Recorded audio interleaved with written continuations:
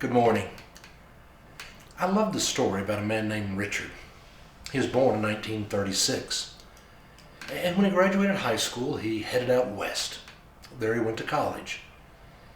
But after a while, he dropped out and he really wanted to get into flying. That was his passion. So he went and enlisted in the Air Force.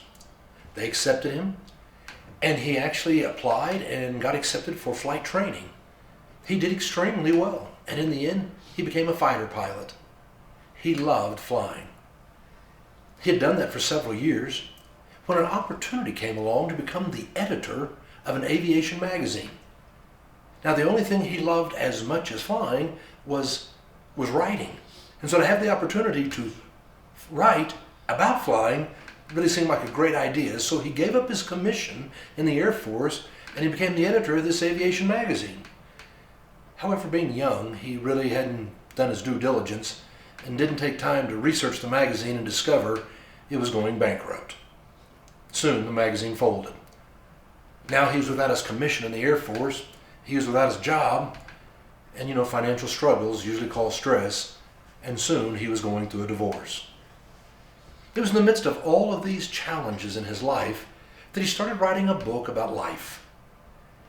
He wanted to think about the meaning of life and try to understand it in a better way. He worked on this book and then he couldn't come up with a good ending. And so he put it on the shelf for 8 years. 8 years.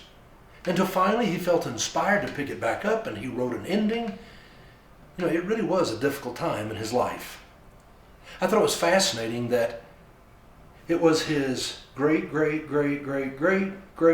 seventh great grandfather was Johann Sebastian Bach.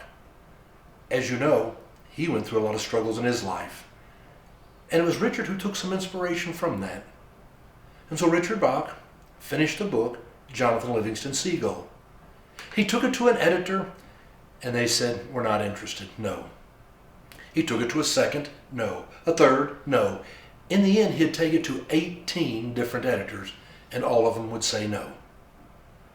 But knowing what it meant to persevere through those difficult times, having that even in his family history, he kept on, and it was the 19th publisher who said, "Yes, we'll do it." The book was published in 1970. It took off kind of slow, but by 71, 72, it went wild and became number one on the New York Times bestseller list. It would be there for 37 weeks. It would sell more than 7 million copies. Jonathan Livingston Seagull. It was fascinating. It was a number of years later, about not quite 10 years ago, Richard Bach had an airplane crash, and he had a near-death experience. And from that, he decided there was some more he wanted to write about the ending of Jonathan Livingston Seagull. And so the book was published, re-released in 2014, just a few years ago, with an expanded fourth part of the chapter. When he looks at his life, you can be so inspired. Look at all the things he's able to overcome and do. Some were really hard. But Richard Bach would say, every experience was an opportunity for me to learn and to grow. For me, life has been a great adventure. Every experience has been an opportunity to learn and to grow. Right now you and I are living through such an interesting time with the COVID virus and all the struggles going on racially and with economics. And it's so easy to get down, get depressed, get angry, frustrated.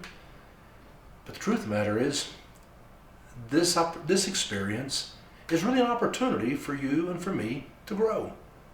We can learn something from this, so that when we get to the other side of this, we are going to be in a better place.